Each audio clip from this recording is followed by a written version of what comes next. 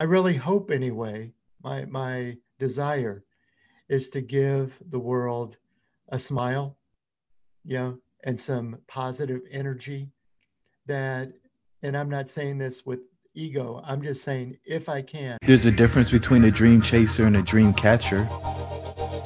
Thanks all for tuning in to Dreamcatchers, where we make things happen. Dreamcatchers was formally launched to unlock the hidden potential in successful, self-motivated individuals who desire to take their life's work to the next level but need support to evolve. We are a collective group of professionals with various backgrounds that use our talents to assist those individuals in realizing their wildest dreams by providing education, inspiration, and direction. This podcast is where we share the lessons we've learned along the way to catching our dreams and give you some context around the how and the why to each approach to put you further ahead on the journey to catching your dream. Are you ready?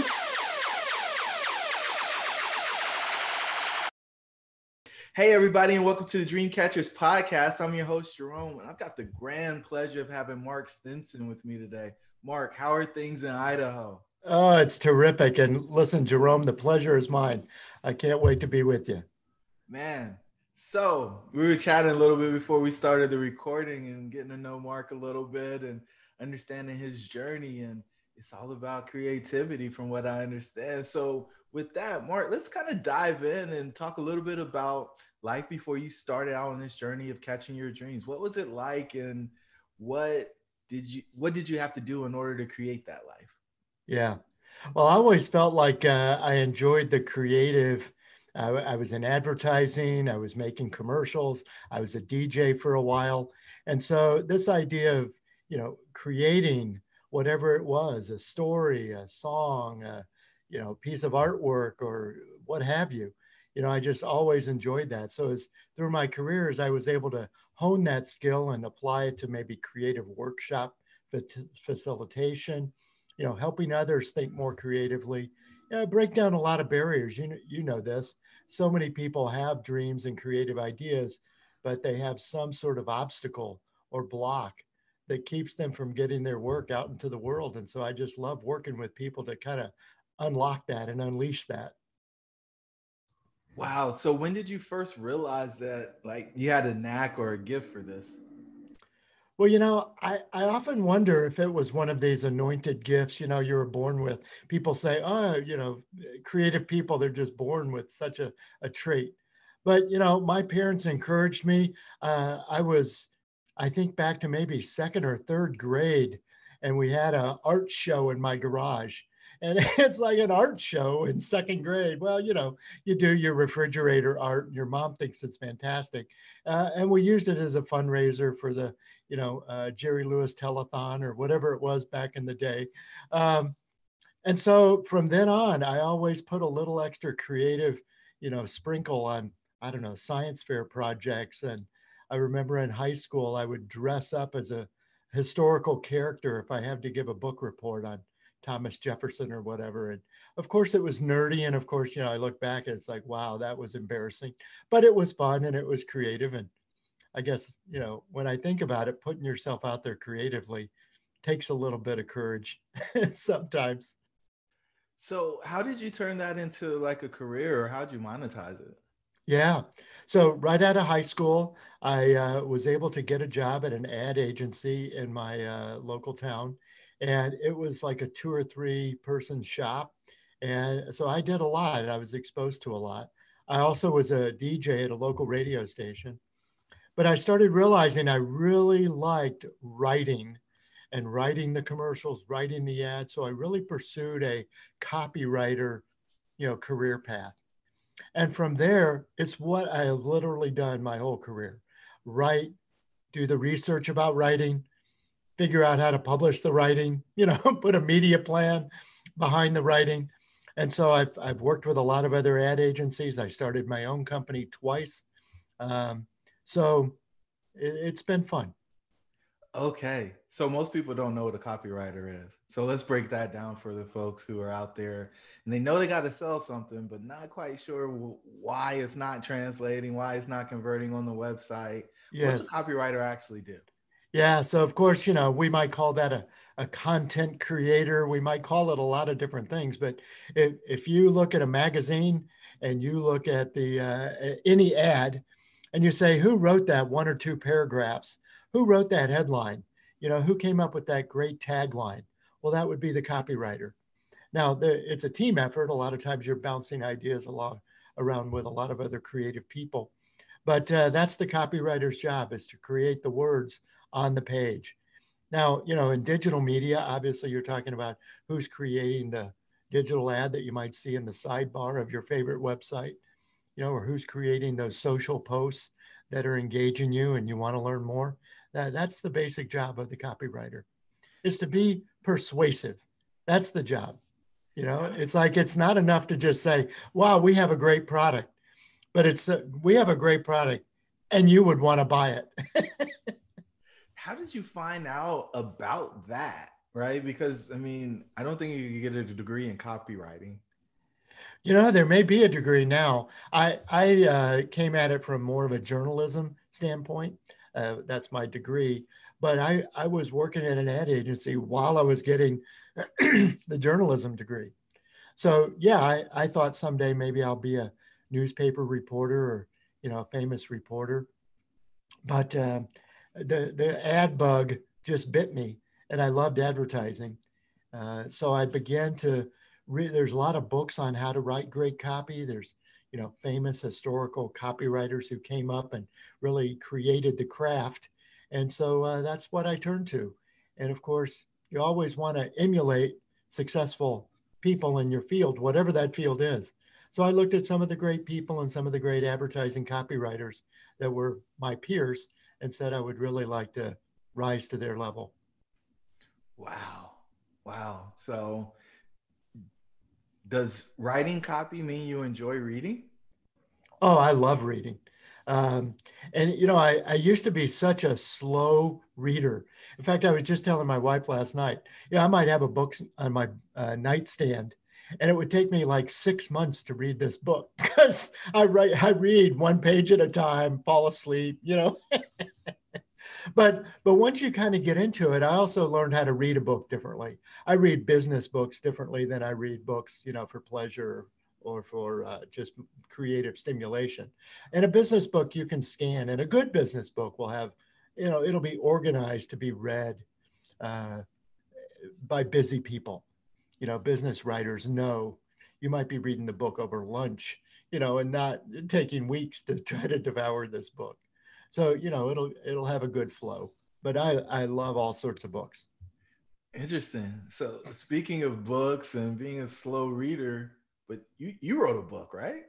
Yeah, I wrote a book, and it's so funny because people say, how long did it take you to write the book? And it's like, well, I thought about the book for 5 years. You know, I worked on the book, dabbled at it for 10 years. And then finally, how long did it take? Yeah, it took 6 months, you know. But yeah, it's been very fun to take some of the lessons I've learned in my career, and lessons from a lot of clients, lessons from a lot of people I've had a chance to work with, and yeah, distill those into a book about the creative models that I like to use. Wow. All right. So, you know, I'm curious. You got to tell me about at least one of the models. Can you give me one of the creative models that's in the Yeah, book? for sure. Okay. And you know, this is something I've found. A lot of people, again, you went back to, how did you know you were creative? I guess I've always been a model maker as much as just a raw creative. You know, I don't know that an idea just comes out of the air for me. I always have to sit with a model, you know, and think about it and distill it and use templates and, you know, outlines and different things to kind of gel the idea. And so one of the models that I did create one of my first books about is called ForwardFast Branding. And if you imagine visually the ForwardFast button on your remote, you know, it's got the two arrows. And I simply created a model where each one of the points on those two triangles represents an aspect of a brand. And so if you're working with your clients, or if you're working with your own personal brand, or you want to launch a website, you want to launch a podcast, you know, so you say, what are the 6 elements of the brand? And it starts with likability. Obviously, a brand has a great logo. But in the middle of that, that arrow that's in the middle, it's the quality of the product. And so how many brands do we know? Hey, they have a great commercial, they have a great spokesperson or spokesmodel, but the brand, it's all right. Or you say to yourself, how could they charge that much money for this thing? It's all branding. Well, so you got to have a quality product if you want to have a real brand. And of course, today, we also have to think about a quality experience. And that's the sixth arrow, the sixth dot on the ForwardFast model, is to create an experience for the customer. So even if you're in a small business, you have a corner coffee shop or you have a curio shop, in downtown of wherever you live, and you say, I've always wanted to have a store. You say, what experience could I create for my customers that make them want to come to my store instead of get it cheaper online, or instead of go to the big store, big box store and get it cheaper? They will pay more for a quality product and a quality experience. And so that's all the book is about, is how to create each one of those aspects. Wow. And so is this a how-to manual or just more conceptual? It's got its fair share of concepts, but I am a how-to person. So I tried to I love a workshop. I love getting to the whiteboard with, the markers and getting everybody involved. So I tried to make it a workshop in print. And that's been something that, it's tricky, but it's like, here's how the exercises will work. Here's you could take a page of this, open it up and say, let's do something about our brand this afternoon. And the book, I think, would help. Nice. And so if listeners want to get a copy of that, how can they do that? Yeah, it's definitely on Amazon, but also you can go to my website. It's Mark-Stinson, STINSON.com. Perfect, man. Okay. And so you've got the book out. Who kind of helped out? Who showed up to help you on the journey of getting this book published and so on? Yeah. I knew I wanted to write the book, so there was a lot of internal burn. But especially when you're doing anything for the first time, you say, well, I want to do it right, of course, or I literally don't know how to do it. I was talking to a friend literally yesterday who's doing her first book. And she said, look, I'm stuck here. I don't, it was a writing issue, but also a production issue. How do I create the pages? What program should I use? What size book should I create? Do I need to hire an illustrator? Who could I use as an editor? All these questions come up. And I must say, well, again, 10 years ago when I started this book, the barriers were very high. Who's going to print a hardback book? How many copies do I have to buy? Am I going to still be storing these books in my garage, because nobody bought them? But today, some of these self-publishing platforms, and there's several. I use the Kindle Direct Publishing through Amazon, but Barnes and Noble has one, and some other people publishing have these self-publishers, and it's literally print on demand. So a lot of people gave me so much advice and input on how to make this work. And I had one individual in particular who just showed me the ropes. I mean, literally, here's how to do it. And she was fantastic. Nice. And so I assume that, the words just kept flowing on the page and there were no issues or challenges with the whole thing, right? You'd love to say that. But, again, a lot of people say they want to write a book. So I'll just share my experience if anybody listening is also thinking about this. The thing that finally got me going, because yes, I was doing it what you said. I was writing word for word, chapter by chapter. But once I gelled on a table of contents that said, what should be in this book? What am I writing towards? So I got the table of contents down, and then I started outlining, what is this chapter all about? And what's the next chapter all about?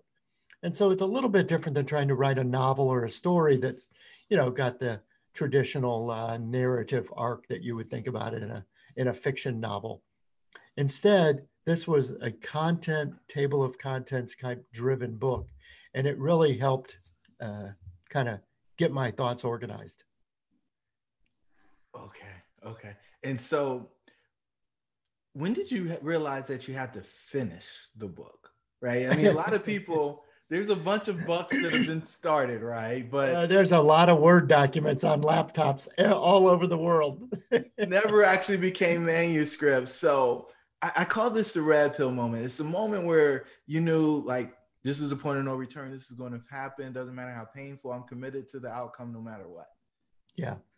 I think for the first book anyway, I set a deadline. It was our company's 5th anniversary. And I said, I got to have this book out. I mean, so there was a little bit of a deadline pressure, which, hey, look, we've all needed since junior high. We're not going to have this book report done unless it's due.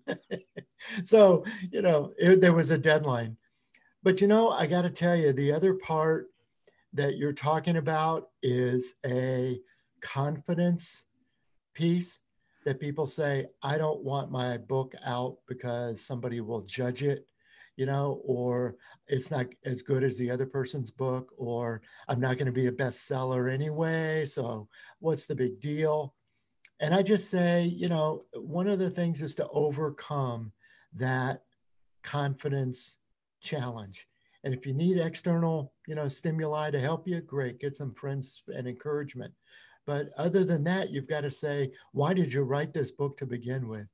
You had a story that you wanted to share.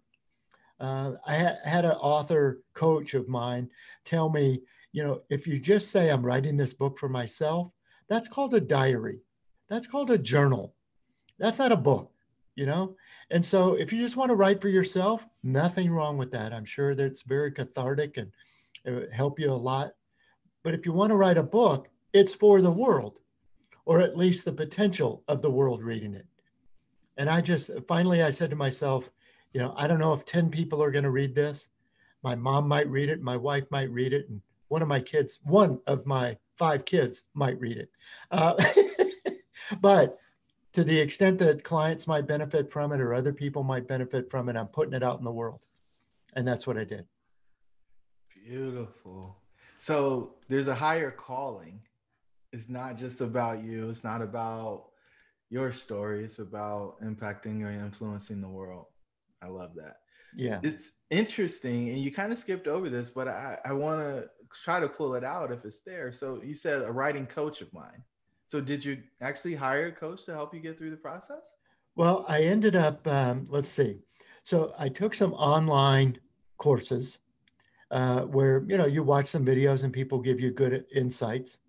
I also took I think it was 3-day, online Zoom-based webinar where, the coach walked us through this process I talked about going to the table of contents and organizing the ideas. And then I was able to hire a editor who turned out to be more than an editor, Buffy Nalen. She was much more than an editor. Certainly she corrected all my misspellings and grammar mistakes, but she was actually the one who showed me the sort of Amazon direct publishing tools that says, here's how you're going to actually produce the book, get it up on the website, put a price on it, track and see if anybody bought it. And, don't spend your royalties all in one place. Yeah, I know when those checks hit, they're big, baby. Yeah, that's right. I think the $27 I got was, good for a meal. But, it's been fun. And like I said, the fact that the clients benefited, and I think, other people can benefit from reading some of these things, and I get a chance to share some of the stories. That's that higher calling you were talking about. Without question. I think most people miss the boat with books. It's not so much the sales from the books that you're after. Usually it's something else. And so is that similar in your business model, or is it solely to sell the book? No, the book sales, I was told long ago, unless you're like J.K. Rowling or Dean Koontz or James Patterson, this is not how you're going to make your living, So don't count on paying the rent with the book sales. But no, instead, for example, I do a workshop and there might be, 20 people in the workshop, and they say, oh, well, if we're going to be using this tool, we want to get the book. And so they might order copies of the book, and of course they get some quantity discount from that. But No, for me, to be able to say, and by now I've written 5 business books, and I've created some creativity journals. So they're blank pages, maybe with some quotations or some illustrations that just people use while they're creating their journal on a daily basis. Um, and it's to have that catalog of experience documented, and people go, wow, you've written 5 books? Yeah, I've written 5 books, which means you had the discipline to organize your thoughts and the sort of dedication to finally get it all put together and publish it. Um, so there's a lot of people call it thought leadership. You know, it makes you look like an expert if you've written a book. There's some of that, but I think more people say, you know, I always knew that creativity model might be useful, but I didn't really know how to use it. So the book helped me do that. Nice. So moving them along without you actually having to be there. Exactly. So would you be willing to share 2, maybe 3 of the smaller challenges that you faced on your journey? Yeah, for sure. You know, I think one of them is, well, they're related, but the name for one of them is the imposter syndrome. And I'm sure on a podcast like yours, Jerome, where you talk about people chasing and catching their dreams, you know, a lot of people say, I just don't feel that that's real or that I'm good enough. And that imposter syndrome sneaks in. And I've certainly had that. It's like, along my career, I tell the story in one of the books of I did a workshop with 9 of the leading cardiologists around the world. And I was in the room and I said, who am I to be, you know, moderating this meeting with the 9 leading cardiologists from around the world? And it just gives you that sinking feeling for a moment. But then 5 minutes in, 10 minutes in, you go, okay, you know, I'll use the word worthy. You know, I'm worthy. I've got the cred to be able to lead this workshop. So I guess the imposter syndrome is one. The other is, you know, procrastination that would come from a perfection, focus on, I'm not ready to publish, or I'm not ready to put that out, or no, it's not quite done, um, because you want it to be perfect. Well, there is no perfect, and you could work on it all day long. I recently reread the biography of Leonardo da Vinci. You know, it's 400 pages or something. So that was another one of those books. It's like, this is going to take a while. But even Leonardo da Vinci, I really never knew this about him. But, you know, he's all famous for the Last Supper painting and for the Mona Lisa. But he had so many unfinished paintings that when he died, these paintings were like leaning up against a wall in his studio. And you think, if Leonardo da Vinci left that much work undone because he wanted it to be perfect, well, then who am I? Yeah, to say my work, it needs to be perfect to get out there. And so many people, you know, including his benefactors, people that paid him to do these paintings, didn't get their work done because he wanted it to be perfect. So I think we have a lesson to learn that, you know, we don't have to be perfect to get our work out there, and our work is good enough and people will see it, you know, as what we can do. What's up, tribe? It's your host, Jerome. I just want to let you know that we put together a free 15-point checklist for exiting the matrix. Jump on over to dreamshouldbereal.com in order to pick your free copy up. Let's get back to the show. How did you overcome the imposter syndrome and the desire for your work to be perfect? Because those are 2 things that I think a lot of people struggle with. So what was your trick for getting through it? Yeah. I bet when it's happening, I think that I could have relied on my ego, you know, and just said, oh, what are you talking about? I'm the greatest. Well, it's like, no, that's not the way I probably got through it, really. You know, I think it's really more the opposite. I think I found I humbled myself more and said, I'm just lucky to be here. I'm just lucky to have this. You know, I'm really fortunate that the clients trust me in this regard. They wouldn't have hired me, or they wouldn't be paying me, or they wouldn't have flown me all the way over here to do this job if they didn't think I could do it. So it was really the opposite of my ego thinking I'm the greatest. It's really other people are counting on you. And so, you need to come through for them. And that's, I think, probably what pushed me through. Yeah, I suspect the people who pay Leonardo da Vinci to do art that didn't get finished artwork Yeah, were not very happy. they're not happy campers. And it was funny because some of it was like work he didn't want to take. It's like somebody wanted a portrait of their, aunt or something to hang in their lobby or of their big mansion. And he was like, I don't really do portraits. And it's like, what are you talking about? You don't do portraits. You did Mona Lisa.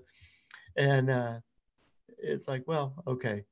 How much are you going to pay me? Everything has a price. Right? There you go.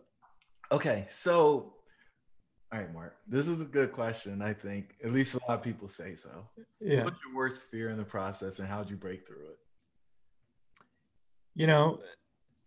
I tell you, the worst fear really, and you're bringing it up, even asking me the question. I just felt the same little butterfly in my stomach. Yeah, it is the fear of being judged. And that somebody would say, I can't believe you said that, or I can't believe you think that this was the way it happened, or, whatever it was, or you're claiming too much credit, for the success of some campaign or some creative initiative.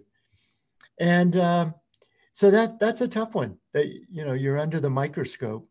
And, as a writer, I couldn't be more anonymous, really. Nobody really ever knows really the insight of the person, writing this book. But for people who did know me, I might have been afraid to be judged. Okay. So how'd you get over it? Well, not sure I have got over it. Well, you I did mean, something. you You put published. yes, but you do put yourself out there, and maybe that's what it is. It's like, okay, here it is. I would often ask, what's the worst that could happen? Okay. So let's say somebody who's probably an antagonist for you anyway, somebody, who's a foe, not an enemy, but a competitor. What if they do judge you? And what if they say, look at this book. Oh, this is so silly. Or, oh, he self-published that book. That was another thing I kept thinking about. People go, oh, well, I got a contract with a big publishing company. You did this book yourself. Well, I've had plenty of people say, I think the fact that you did the book yourself is as big of an achievement as getting some publisher to do all the work for you. So it's an interesting balance. But I think the way I got over it is thinking about what's the worst that could happen. And I don't mean go all, negative and dark and, worst case scenario, but I thought, is it really going to hurt you? Is it really personal to you? And it wasn't. So I was able to get around that obstacle. I love your transparency with that. Because I think we make ourselves such a big deal, and majority of the time we aren't. Like, yeah, I don't. Yeah. Okay. So well, and my late mother-in-law always had a phrase. Well, she said it two different ways, but for one is, do you really think people are spending their day, thinking about what you're doing all day? It's like, no, they're not. But she always said, and if they are, then it's giving somebody else a break because they're not thinking about them. So I always thought that was good as far as, the judging factor. without question, without question. And so I don't know if you'll have an answer for this one, but I'm going to try it. Was there a point when everything was on the line in this process? Did you have some rock bottom moment? Well, not in the book publishing per se, but, in my introduction, I told you I'd started my own company twice. And it's taken a long time for me to really reconcile and be able to tell the story of, during the recession of 2008 and into 2009, the pressures of being a small independent company were tremendous. The commitments, the people that needed to be paid, the landlords that needed to be paid, the clients who still wanted the work, even though their budgets were cut in half, um, and the larger companies, sort of, I'll say, stealing our business, literally taking our business out from under us by saying we're a bigger company and we can do it for cheaper and so forth and so on. So there were a lot of bitter moments and difficult moments that I had to face. The bank is calling, they need their loan payment. The landlord is calling, they need their rent payment. And I would just be looking, it's like, hey, it's not there. And it sounds all storybook, like when the, mean old landlord comes to get the rent from the poor farmer, but it's a gut wrenching moment. And so working our way out of that creatively, and that would be a whole day of a podcast talking about how we had to navigate those waters. But, I was able to team up with people who wanted to get together and be partners. And I was able to consolidate my business with another company. But yeah, there were a lot of difficult moments. In fact, sleepless nights, literally. And I hear people use that term, sleepless night. And I thought, well, we've all had trouble going to sleep and tossing and turning. But I'm talking about when you don't sleep for a week, it truly messes with your mind and body. And that's what I was going through at the time. And so I look back and I'm very grateful that I was able to get through that. I think we all are, because it's giving you the opportunity to share with us. And I think there is some wisdom that comes from the struggle, the challenge, the turmoil and turbulence on the journey. You learn how to fly in stormy weather, and you can help people go through that. And you can also see other people who are in it who might not be willing to say anything and offer them a helping hand because you can see it, right? Boy, I tell you, Jerome, you have just brought up something very important that I left out of the story, and that is I tried to do it alone for months. What a mistake. I didn't want anybody to see that there was a, hole in the boat and that we were going down. It's like, hey, I think everyone knows.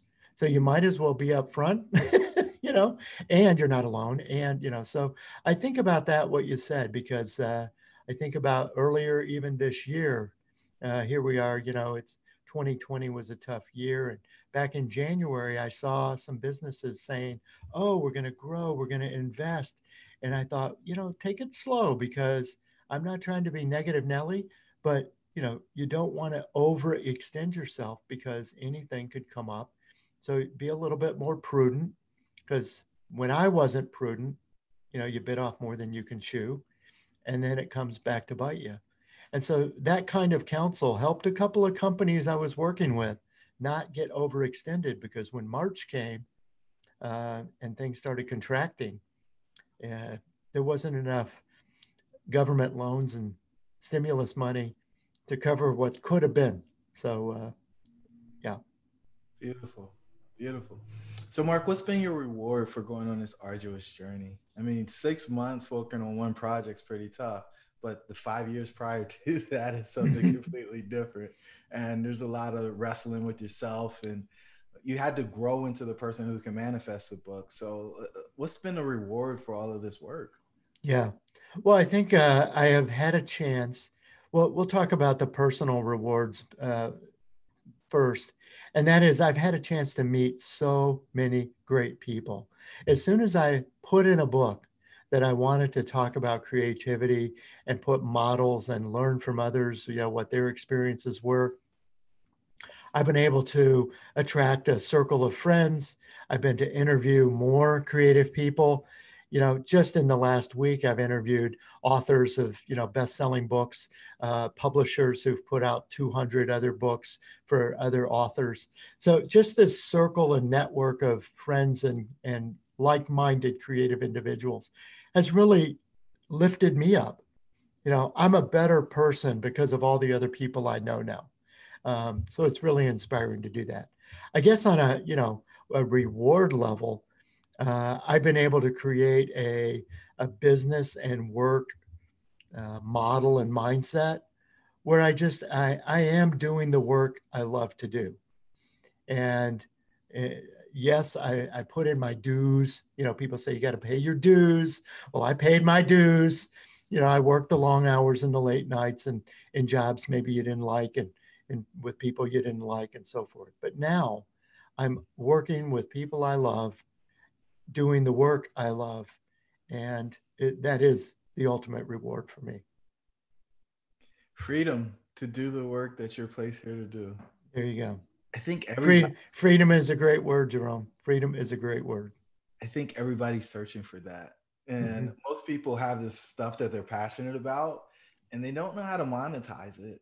And so they go do the thing for money and then try to do the thing they love in their free time. And depending on what the thing that they do for money requires of them, they aren't able to actually put the effort and make the impact that they would really be able to if they could focus on the thing that they really love doing. Yeah, for sure. And, I had one guy tell me recently that, everyone should have a passion project. And, some people call it a side hustle.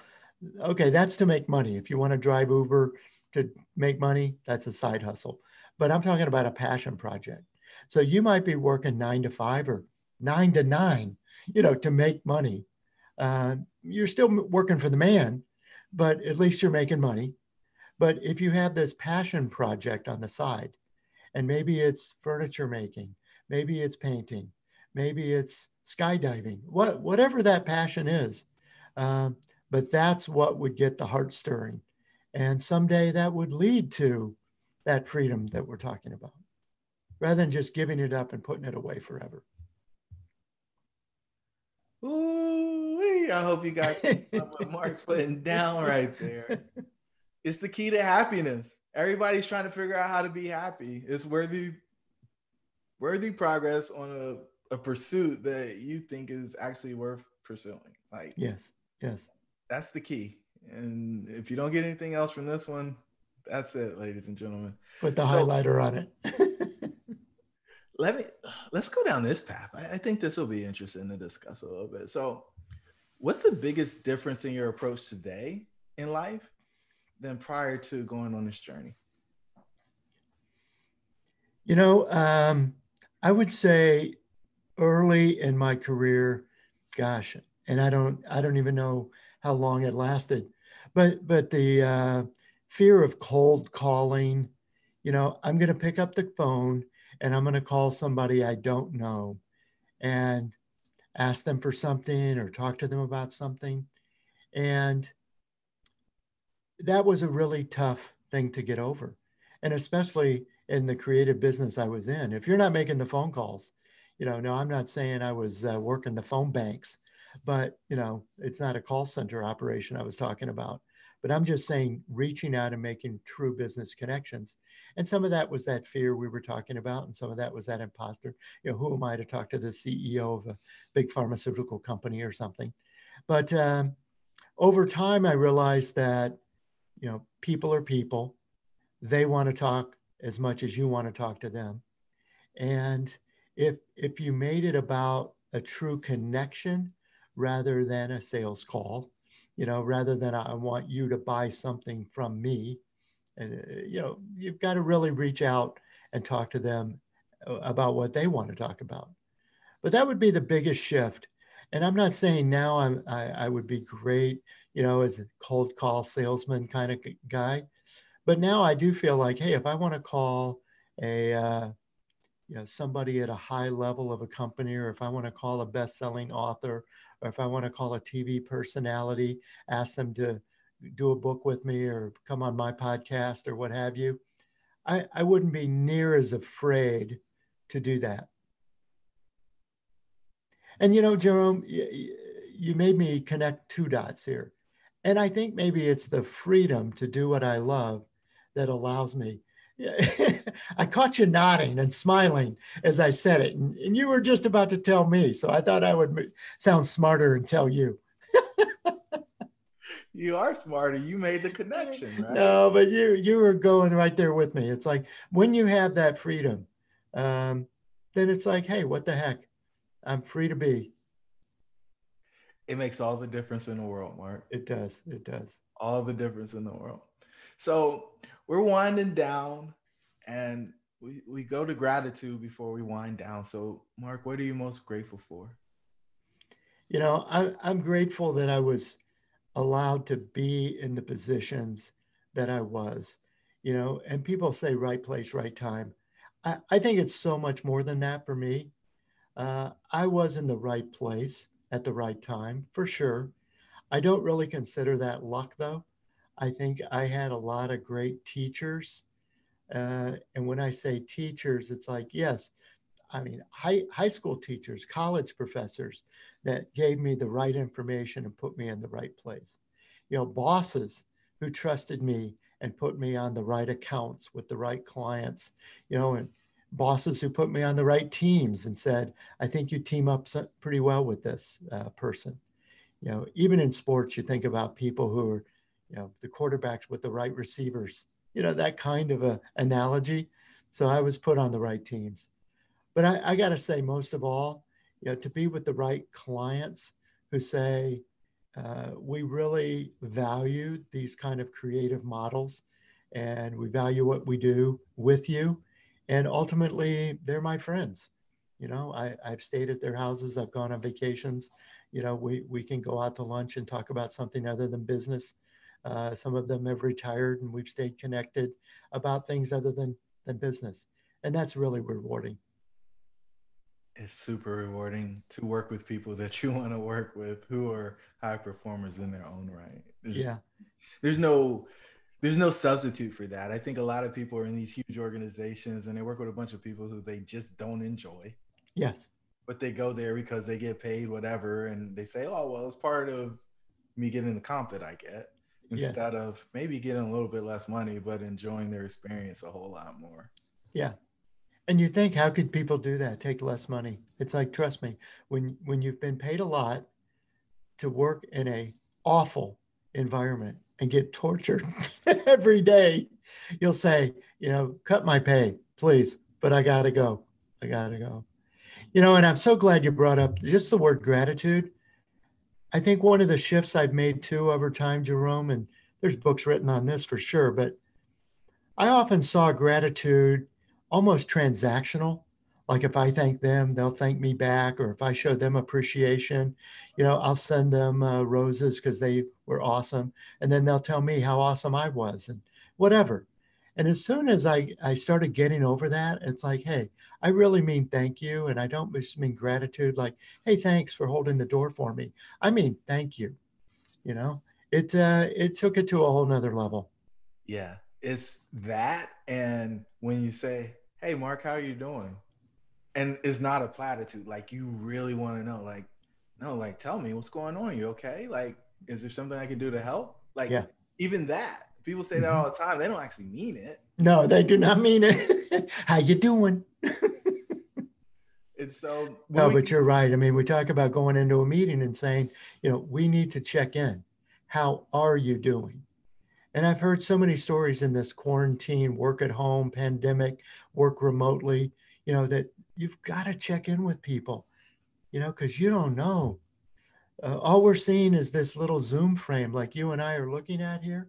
And we don't know what's going on outside this frame. It's like, how are you doing? It's a great question. I'm glad you brought that up. Yeah, man. Okay, so we're down to the final 3 questions. The first one, what dream are you most focused on catching next? Well, my next dream, and this just is top of mind for me, is I really itching now more than ever to travel. And so even if it's 2022, I have kind of a European, I guess, author trip I'd like to take, walk the roads in Ireland and see where some of the great poets lived, go to Stratford-on-Avon and see where Shakespeare worked, go to London. I've been to some of these places as a tourist, but not spent more than a day at each of them. And so I'd really like to, now with a different mindset, go to these places and see where these true creative artists lived and worked. That's cool. You know, the craziest part is about a week and a half ago, I had a dream about interviewing somebody who said they wanted to do that. This is Well, absolutely amazing. that's right. I think dreams come true, my man. There's no question about it. Second of the three, what gift are you giving the world? You know, having said everything I did about creative models and books and all that, I really hope anyway, my desire is to give the world a smile, you know, and some positive energy that, and I'm not saying this with ego, I'm just saying if I can walk into a room, meet somebody at a coffee shop and bring some light, some levity, some break, you know, in their world, that I would be on purpose. Well, you've certainly done that today. And I think everybody who listens to this episode is going to feel the exact same way, Mark. So you're definitely on mission and you're definitely spreading that light and giving that gift. So super grateful that you were able to share with us today on the Dreamcatchers podcast. And that rolls me into the final question. What's the one thing you want people to take away from this conversation? I think to say that you are creative, that you have your own original ideas, and that you should embrace those ideas. And then, just as you asked me, share it with the world. If you have a creative idea, it's great that you have it. But if you're just playing the piano in your living room and nobody's listening, that's a great gift to you. But if you could play the piano and let other people hear it and hear your song, even better. So get your ideas out into the world. Let the world see your creativity. That's beautiful, Mark. And, you know, people who say, oh, well, I can't do it. It's not perfect yet. I'm not ready for prime time. You can iterate, right? Share, release, modify, keep going through the process, man. That is such great wisdom for the listener. So thank you so much. And thank you for being so generous with your time today. I really, really appreciate it. Jerome, such a pleasure. It's a great program that you've got here. And thanks for sharing your own creativity. Man, Mark, that means a ton coming from you. Hey guys, that's a wrap. Until the next time, your dreams should be real. We'll talk soon. Thank you for joining the tribe today. We would love to hear from you. Please don't forget to rate, like, and share. Perhaps someone you know could benefit from what we've discussed. Until the next time, remember that your dreams should be real.